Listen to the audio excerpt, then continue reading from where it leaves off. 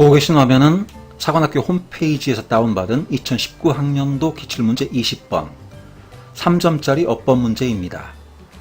마침표를 기준으로 빠르게 살펴보니 총 10개의 문장으로 구성되어 있습니다. 사관학교 영어에서 승패의 관건은 정확성과 스피드라는 것은 다들 아실 겁니다. 사건의 전후를 따져야 하는 시제 문제를 제외하고는 어법 문제에서 해석은 불필요하니 여러분은 선택지가 포함된 세 문장만 정확하게 분석하면 되겠습니다. 그럼 시작해 봅시다.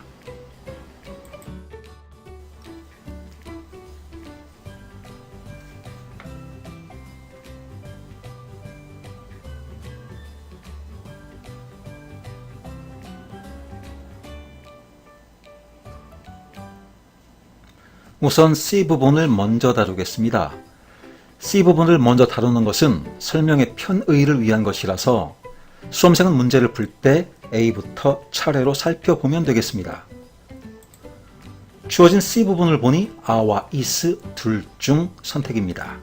그럼 이 문제는 주어와 동사의 수일치를 묻고 있다는 것을 눈치챌 수 있겠네요. 그럼 주어를 찾아봅시다. 그런데 선택지 C에 해당하는 a나 is의 주어를 찾는 데는 순서가 있습니다. 하나의 문장에서 동사가 몇 개인지 찾아보는 것입니다. 자, will continue를 찾으셨나요? 그럼 you will continue가 주절이라는 것은 파악이 되었고 따라가다 보면 as가 눈에 띌 것입니다. 그럼 선택지 C는 접속사로 쓰인 as절, 즉 as 주어 동사에서 동사에 해당한다는 것도 자연스럽게 보이겠네요. 여기서 정말 강조하고 싶은 것은 are the laws 뒤에 나오는 컴마와 downs 뒤에 나오는 컴마를 놓치지 말라는 것입니다. 즉 such as the law of ups and downs는 삽입되어 있는 구라서 이것을 캐치해 제거시켜 버리라는 것이지요. 따라서 S절에서의 주어는 보시다시피 are the laws 라서 복수이므로 C에서는 R을 골라야 되겠습니다. 이 문제를 먼저 설명한 이유는 컴마 사이에 삽입되어 있는 such as the law of ups and downs를 가지치기 하는 것을 보여주고 싶었던 것입니다. 어법 문제에서는 필요 없는 부분을 삭제시켜버리는 능력이 문제 해결의 정확성과 시간 절약의 필수이기 때문입니다. 다음으로 넘어가도록 하겠습니다.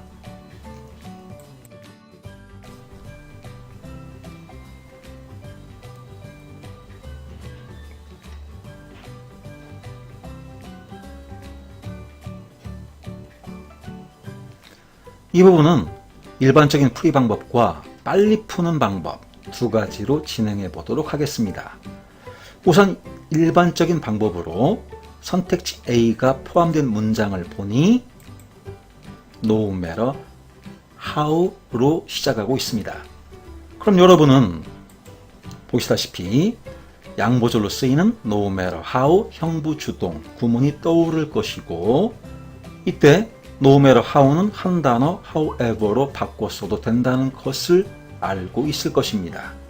자, 문제로 돌아가서 exhausted와 exhausting 둘 중 하나를 선택해야 하는데 no matter how 뒤에 나오는 형용사나 부사는 원래 위치가 동사 뒤이므로 이것을 동사 cindy로 환원시키면 다음과 같이 되겠네요.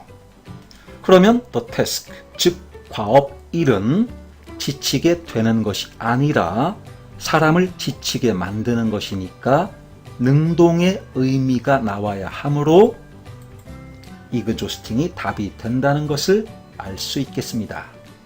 자, 이제 빨리 푸는 방법으로 넘어가 보도록 합시다.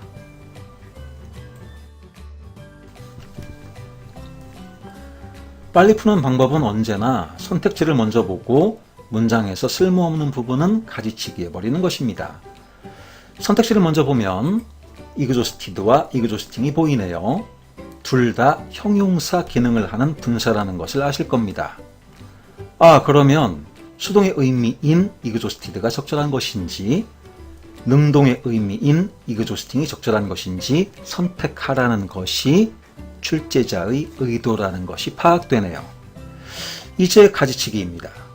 문장을 살펴보면 앞쪽에 This law of focus reminds가 주어 동사의 형태이고 또 끝부분에 나와 있는 The task may seem도 주어 동사의 형태라는 것이 보일 겁니다. 그럼 exhausted와 exhausting이 속하는 부분은 어디일까요? give up과 no matter 사이에 나와 있는 컴마를 놓치지 마십시오. 컴마가 주절과 종속절을 가르는 기능을 하고 있는 것이니까요.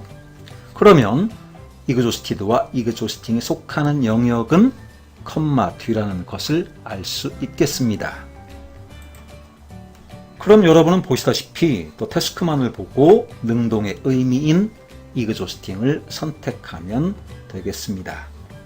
아니, exhausting을 본래 위치인 seem 뒤에 위치시켜 보고 답으로 결정해야 한다고 생각하시나요? 답을 드리겠습니다.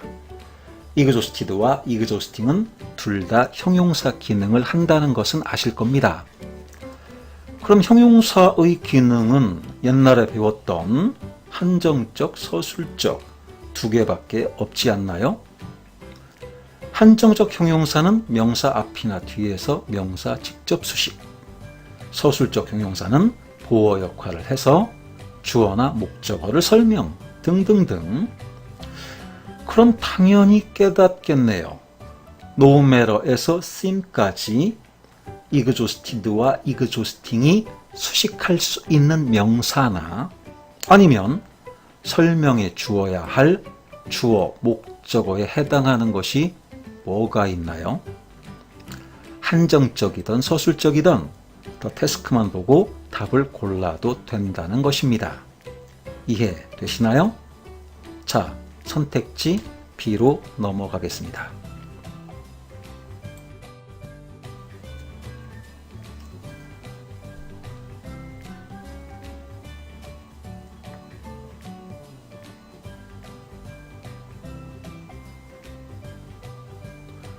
먼저 일반적인 방법으로 접근해 보겠습니다. 우선 앞부분 Through the law of energy and attraction은 뒤에 컴마가 나와 있는 전명구임으로 가지치기해 버리고요. 그럼 남는 문장 will attract into your life에서 attract는 타동사인데 목적어 역할을 할 수 없는 전명구인 into your life도 가지치기해 버리면 보시다시피 대절이나 왓절이 attract의 목적어 역할을 해야 한다는 것이 드러납니다. 이 부분을 보기 편하게 다시 써보면 다음과 같습니다. 그런데 보시다시피 이 문장 뒷부분에 전치사 to와 on이 나와 있습니다. 뒤에 전치사의 목적어가 생략되어 있으므로 선택지 B 부분에는 타동사 attract의 목적어 역할을 할 수 있는 명사절을 이끄는 동시에 관계대명사의 역할도 할 수 있는 what이 적절하다는 것을 알 수 있습니다. 대신 만약에 관계대명사라면 뒤에 나오는 전치사 to와 on의 목적어가 생략되는 것은 성립이 되는데 관계대명사 대신 형용사절을 이끌어서 이 부분이 명사절은 될 수 없으므로 타동사 attract 뒤에 목적어가 없게 되니까 안 되고 또 만약 대신 명사절을 이끄는 접속사라면 attract의 목적어절을 이끄는 것은 성립이 되는데 뒤에 나오는 전치사 to와 on의 목적어가 생략되어 있는 것이 설명이 안 되기 때문에 that은 쓸 수가 없겠네요. 자, 이제 빨리 푸는 방법으로 넘어가 보겠습니다.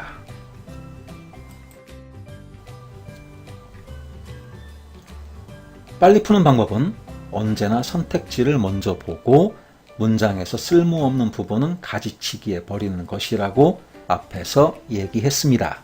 선택지에 that과 what이 나와 있고 바로 뒤에 주어 동사가 나와 있는 것이 보이네요.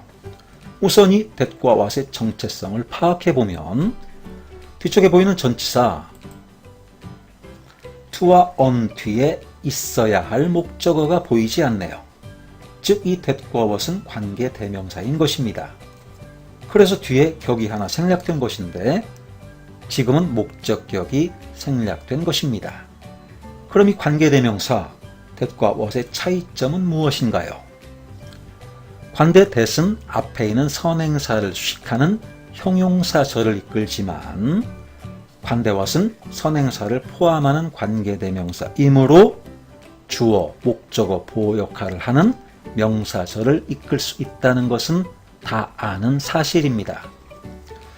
이 부분을 보기 편하게 다시 써보면 다음과 같습니다. 이제 that과 what의 앞을 한번 볼까요?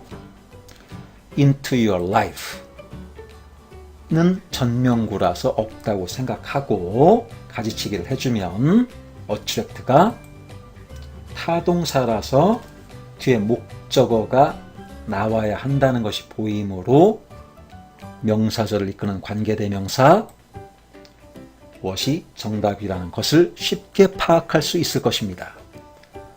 만약 that이 나온다면 앞의 life를 수식해주는 것까지는 설명이 되는데 into your life가 전명구라서 목적어 역할을 하지 못하므로 타동사 attract 뒤에 목적어가 없는 것이 되어 선택할 수가 없겠네요.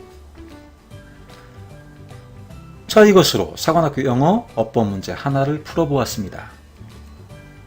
일반적인 문제풀이 방법과 빨리 푸는 방법의 미세한 차이를 여러분이 캐치해낼 수 있기를 바랍니다.